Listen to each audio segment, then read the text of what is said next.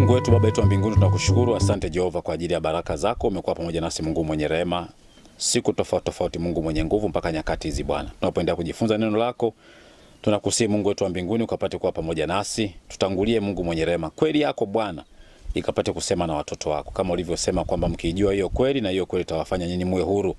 Na sehemu nyingine neno lako limesema kwamba ukawatakase na hiyo kweli. Basi Bwana Yesu ukatutakase, nasi tunaamini kwamba tunakutakasika kwa neno lako, katika jina lako takatifu naomba na kushukuru. Amina. Bwana Yesu asifiwe sana. Niende haraka, nimekuwa na mtiririko wa masomo, lakini kwa sasa tunajifunza neno moja ama somo moja kuhusu kanisa. Tumejifunza kanisa ni nini, na nimeeleza kwamba kanisa sio shirika. Kanisa ni kiumbe kinachoishi. Ukisoma katika Agano Jipya, neno la Mungu linatumika kama eklesia, kwamba ni watu walioitwa ama kusanyiko la watu walioitwa kwa ajili ya Mungu. Ukisoma waraka wa kwanza wa Paulo kwa Wakorinto 10:32, nikasema pale sababu 10 kanisa ni kitu gani. Lakini sababu ya pili nikatenganisha kanisa na jengo. Watu wengi wanashindwa kupambanua kwamba jengo ni nini na kanisa ni nini. Wanachanganya kanisa ni jengo na jengo ni kanisa. Lakini tatu, nikafundisha namna bora kabisa ya kuchagua kanisa kama kundi ama kusanyiko la watu wa Mungu. Lakini namba 4, nikafundisha pia namna bora kabisa ya kundi na misingi iliyo bora kabisa ya kundi ya kujua na kufuata wanapopokea watu wapya, wanapopokea waongofu wapya. Lakini jambo lingine nikafundisha namba 5, jinsi ya kuwatambua waongofu ambao wanafaa kuwa na ushirika nao pamoja. Bwana Yesu asifiwe sana. Lakini namba 6 nikafundisha mwanzo wa kanisa na sababu zake pale. Nikaeleza mambo mawili, lakini katika namba hiyo 6 nikaeleza vipengele 4 muhimu kabisa ambavyo unaweza zikatumika kama sababu ya kutufanya tuelewe kwamba kanisa lilianzeje. Na nikashauri kwamba soma kitabu cha Matendo ya Mitume ambacho kilifaa kuitwa Matendo ya Roho Mtakatifu, kinatuambia jinsi ambavyo kanisa lilianzishwa. Ndugu zangu, ni kwamba wengi huwa tunasema kwamba ni kitabu cha Matendo ya Mitume, lakini kimsingi ni kitabu cha Matendo ya Roho Mtakatifu.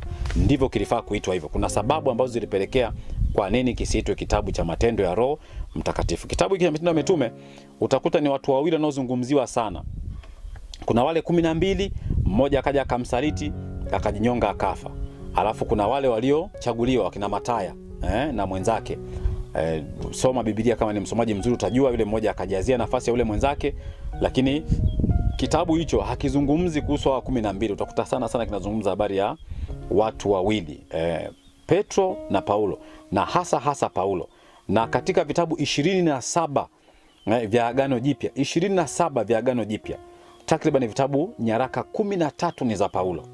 Kwa hiyo utaenda kukuta kwamba kuna 2 zilizopotea. Utaenda kukuta kwamba sasa labda katika vitabu 27 ni vitabu 14 ambavyo wameandika watu wengine.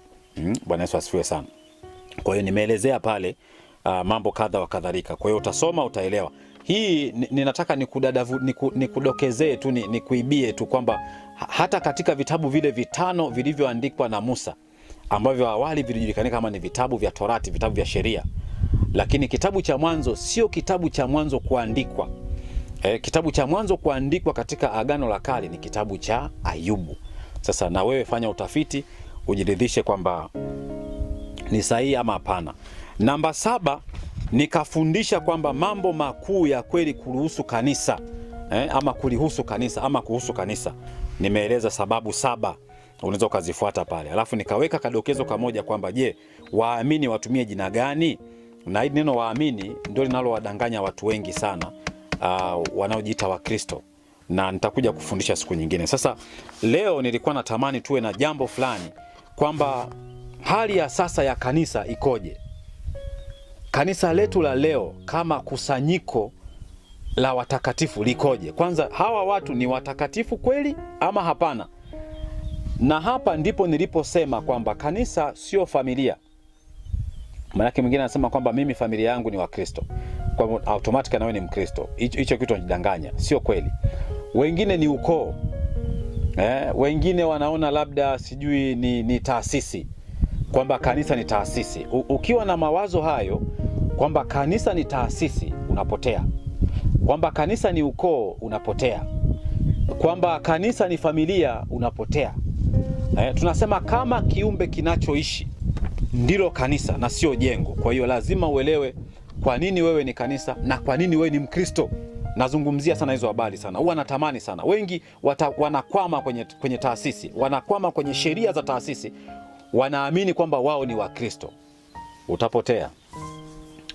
Na kwa sababu Biblia ndio inasema kwamba wengi wanapita katika lile geti kubwa, lile lango, njia ile pana, na wengi wanaoenda huko upotevuni ni wengi.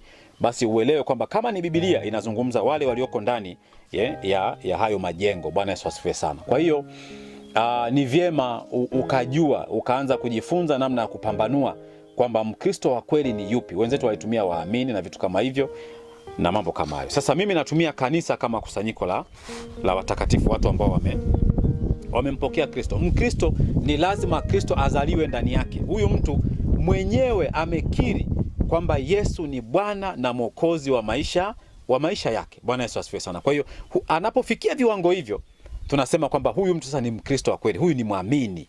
Nimefundisha hilo somo, utalifuatilia huko. Kwa hiyo mimi nataka kutafuta ama kuelezea hali ya sasa ya kanisa la leo likoje, hali yake ikoje. Sababu ya kwanza ambayo nitaielezea katika kipengele hiki namba 8 ni kwamba kundi la Wakristo halimtambui Kristo kuwa ndiye kichwa ama ndiye kuhani wake mkuu.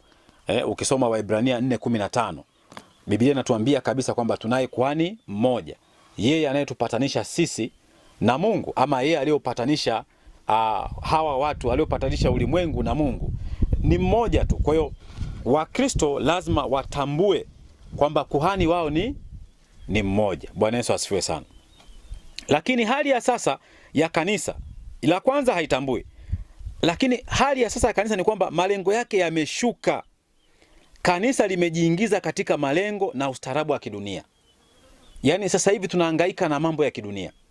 Hamna mtu anayehangaika na mambo ya kiroho. Watu wengi wanahangaika na mambo ya kidunia. Mimi nisingependa kukaa sana hapo, kwa sababu naamini kwamba ninaposema vitu hivyo unanielewa. Bwana Yesu asifiwe sana. Kanisa namba 3. Hali ya sasa ya kanisa limejiingiza katika kutafuta utajiri. Limejikita katika majengo ya kifahari. Nimefundisha sana kwamba yani mimi nipo katika mkoa fulani, alafu ndani ya wilaya moja, yani hawa wanasema tunataka tujenge ofisi, nafikiri za mamilioni ya fedha, sio milioni 800, sio 900, sio bilioni 1.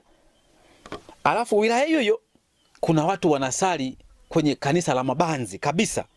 Yani hawana viti, yani hawana meza, yani wako hali yao imechoka. Lakini hapo kwenye wilaya hiyo kuna watu wanasema kwamba sasa tunataka michango. Yani mpaka kwenye kanisa hili ambalo wanasalia nje, ili kanisa la mabanzi, na wao wanatakiwa watoe michango kwa ajili ya kujenga ofisi. Ofisi za kifahari, ofisi nzuri. Wanasema tunataka tujenge ofisi za kisasa, maana ni za kifahari. Kwa hiyo kanisa sasa hivi kama taasisi, sijui nisemaje, maana nashindwa kutumia namna nzuri. Yani kwamba kwa sababu kanisa ni kusanyiko la watu wa Mungu. Sasa ninachotaka kupambanua ni kwamba hawa wanaosema kwamba wanataka wajenge ofisi za mabilioni, ofisi za bilioni, alafu hawa wengine hawana hata viti vya kukalia, wanasali kwenye makanisa ya mabanzi na wako ndani ya wilaya moja. Mungu anayewahudumia ni mmoja. Wanatambua kwamba kuhani wao ni mmoja. Yani ukiwauliza kwamba okay, yani hivi roho anayekuhudumia wewe na roho anayewahudumia hawa, wewe unayetaka bilioni kadhaa kwa ajili ya kujenga ofisi, alafu hawa wanasali kwenye mabanzi, yani mvua ikinyesha ni tabu, wanaama, wanakinga mpaka vikombe. Unaweza kukuta mwinjilisti amehamia kule, kahama karudi huku, ana haha tu ndani ya jengo, maji yanaingia mpaka ndani washarika. Yani Mungu anayewahudumia ni mmoja. Mungu huyo ni mmoja kweli. Yani kanisa sasa hivi, yani watumishi wa Mungu wanatafuta utajiri. Wanahangaika na majengo. Nilikuwa natoa mfano, siku moja nilikuwa sehemu moja mkoa wa Pwani. Alafu kuna kamtaa kalikuwa kanazinduliwa. Kwa hiyo maaskofu sijui na wakuu wa jimbo wakawa wanaenda kule kuzindua hako kamtaa. Ni kamtaa tu ambako angeweza kuzindua mchungaji, lakini wakuu wa jimbo na maaskofu wanakuja. Wale mabwana walikuja na mavogu, yani vogu. Yani leo tunalalamika watu wana utajiri uliopitiliza na kukithiri, lakini yani hawa mimi nawaza kwamba ndani yao wanawaza nini, wanaona nini. yani wanamuona Yesu ndani yao kweli. Yani wanaweza, Yesu akawa anaagiza, wenzetu walituletea, wakasafiri kwenye vyombo vya hatari, wakafika huku, walihubiri Injili, wengine walifia huku, wengine walifilisika. Walipoendelea sana, wakawa na cruiser, hizi gari ambazo nasema kwamba tunaweza tukaingia polini kuwapelekea watu Injili ya Kristo. Wewe unakuja na Vogue, alafu mnaenda nakuta kuna mtu mmoja ama wawili, dereva na watu wengine wawili kwenye Vogue. Yani unawapita washarika, wewe unaenda washarika hapo, huwezi kuwapakia. Lakini unajisikiaje ungekuwa na cruiser ya kazi? Wewe hata kama uko mle ndani, watu wanajaa. Mimi nilikuwa nasafiri na watu kwenye cruiser, watu 10 na sasa wale mtajua tunaenda kuhubiri Injili. Wakati mwingine nilifundisha haya mambo, ni magumu sana. Lakini leo hii kanisa limejiingiza katika kutafuta utajiri na majengo. Hawaangalii watu hali zao, hawaangalii. Kuna mtumishi mmoja alimaliza kuhudumu, anastaafu, anasema nataka kanisa fani na kanisa fani wanijengee nyumba ya kuishi. Wewe kama mchungaji kweli ulikuwa huelewi? Yani huyo alikuwa mchungaji, ameenda kuwa jimbo, sio ameenda askofu, sio nini, ulikuwa huelewi kwamba anatakiwa kujenga nyumba kweli? Unastaafu, unaamrisha tu kwamba nataka washarika, kwa sababu nilihudumu usharika fani wanijengee nyumba. Mchungaji mwingine akasema wanunulie gari. Kweli? Mimi nimekuja, kuna sehemu nimeenda, huwezi kuamini kwamba huyu mtu anaishi hapa, lakini Jumapili utamkuta yupo kwenye jengo la ibada, kwenye taasisi fulani. Hali zao zimechoka. Hawa watu wanahitaji kusaidiwa na ninyi. Yani ninyi kweli hamuoni haja ya kuwasaidia? Alafu mtu anatoa kasadaka kadogo, wewe unakakwapua hako, unaendelea kutumia na familia yako, unakula na familia yako, mnawachosha watu kwa michango. Chungu mbovu. Hakuna Jumapili isiyo na michango. Yani leo ni michango hii, kesho ni michango ile, kesho kutwa ni michango ile. Kweli? Unaweza ukasema kweli kwamba huyu Yesu anayetuhudumia, yani wewe anakuhudumia kwa kiwango kwamba nataka nijenge maofisi ya mabilioni, alafu huyu hapa chini hana hata uwezo wa kula. Uwezo wa kula tu, hana hakika kwamba kesho yake itakuwaje. Lakini ninyi mnaishi kwenye majumba ya mafahari, mna mishahara, mmejiweka kwenye kamati chungu tele, mnapokea. Kuna watu wale ambao ni kunguni kwenye hizi taasisi zaidi ya papasi, sijui ruba, yani akitoka tu, yani asipoitwa yeye kwenye, yani hata mchungaji anamuogopa huyo mtu. Yani asiposimamishwa huyo mtu kusema asalimie, ye kila siku hata ibada ikianza kwamba bwana salimia kanisa, bwana salimia kanisa, kwa sababu huyo mtu kuna kitu anakupa kimwili kinachokusaidia, kimfuko cha mchele kilo 50, kilo 100, anakuletea gunia la mpunga, anakuletea gunia la maharage, anakupa hela. Kuna wengine wanapita kwamba na mtumishi, kuna kitu fulani hivi, sio kama utanielewa. Lakini kama vyote vinatendeka kwa upendo, Biblia inasema kwamba Mungu anawapenda wale wanaomtolea kwa moyo wa kupenda, kwa hiari. Yani kwamba huyu anafanya hivi kweli kwa hiari kweli. Wakristo sasa hivi wanahangaika, wanalia. Mtumishi mmoja Mbeya alisema bora ukaingie kwenye mikopo ya kausha damu, lakini sio sadaka na michango ambayo ipo kwenye majengo ya ibada kwa leo. Taasisi zinaumiza watu. Taasisi zinaumiza watu. Na hii nitakuja kusema kwa sababu kuna mambo hapa ni ya muhimu sana ambayo tunatakiwa tuyaelewe. Kanisa linapojikita katika utajiri na majengo, ndiko alikoagiza Yesu mwenyewe ambaye ni kichwa cha kanisa kwamba tendeni hilo. Manake roho huyu anayekuhudumia wewe lazima amhudumie na huyu. Akupe wewe maono na mafunuo, lakini ampe mtu mwingine mambo mengine sio ya maono. Yani kuna sehemu watu waligundua kwamba kanisa linapozidi kuongezeka lazima tuwe na choo yenye matundu kadhaa. Mtu anasema Mungu alinipa mimi maono, alikupa maono. Mambo mengine ni ya kawaida kabisa, ni levels. Kadri unavyozidi kwenda unagundua kabisa kwamba hapa akili ya kawaida tu, akili ya kawaida. Anaposema nitakaposema kwa roho, anasema nitasema pia kwa akili pia. Kwa hiyo Mungu anazungumza wewe pia na kwa akili zako. Lakini sio kila kitu ni kwamba maono. Mimi sijui, lakini sielewi, nisizungumze sana. Mimi nakumbuka kakaangu Abraham, tumefanya hii kazi katika mazingira magumu sana. Mimi nikiwa kijana, sina hela, sina chochote, nakumbuka sana tunazurula, mnatembea, mnagawa vitabu, mnawapa watu neno la Mungu bure. Sijui kama leo kweli kuna kitu cha namna hiyo kweli? Kipo kweli namna hiyo? Ama toa ndio ubarikiwe? Ndio pointi ambayo naiendea hapo. Yaani pasipo kutoa mtu hawezi kubarikiwa. Mungu anafanya kanuni hiyo kweli? Yaani Yesu anayo kanuni hiyo kweli? Aliwatoza wangapi hayo mambo? Kanisa sasa hivi mnawekea tu malengo, sadaka chungu mbovu. Sadaka ya kuinuliwa, sio sadaka ya kujimaliza, sadaka sio ya nini. Na Wakristo wanaenda tu kama kondoo tu, wanaenda wasiokuwa na mchungaji, wanaenda tu. Na ninyi mmegundua hilo, mnawatumia kwa ajili ya faida zenu. Kwa hiyo haya mambo ni lazima tuambiane kwamba kanisa la sasa limemwacha Mungu. Wale mitume hawakuwa na kitu. Walioinuliwa wangelitafuta utajiri, wangelipata. Paulo anazungumza wakati mwingine alilazimika yeye kushona maturubai, kushona mahema, auze, na wale waliompokea wale wakina Fibi sijui wale waliompokea huko, salimieni si nani na mtu na mke wake, walijitoa kufanya kazi za mwili. Leo hii watumishi nyinyi mnafanya kazi za mikono kweli? Mnafanya au ndio ile style ya kungangana kwamba sisi ni makuhani, kwa tufanye kazi nyingine yoyote? Hamtaki kulima, lakini mnawahubiria watu kwamba Mungu akawabariki kwenye vilimo vyenu. Hamtaki kuwa na biashara, kwamba abariki biashara zao. Hamtaki kuwa na mifugo, hamtaki chochote.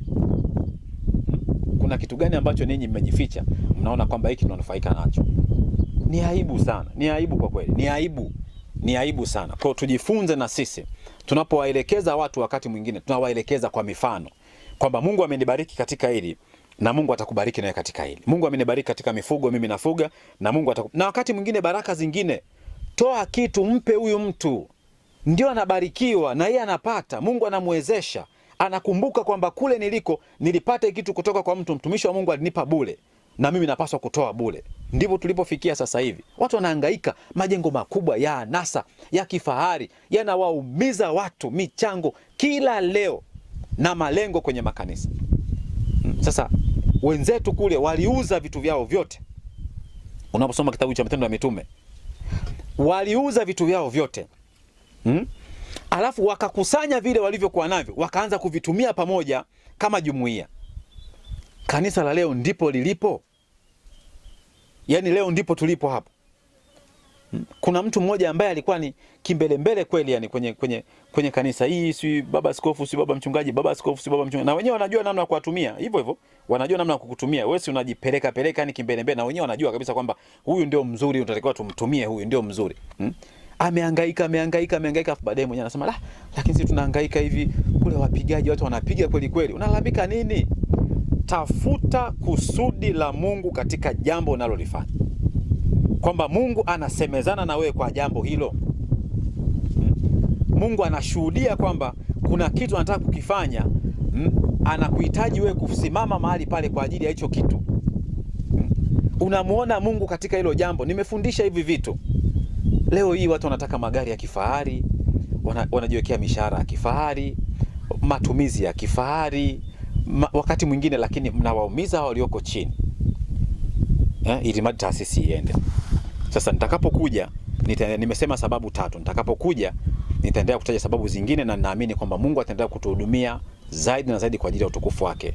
Katika jina lake takatifu nimeomba na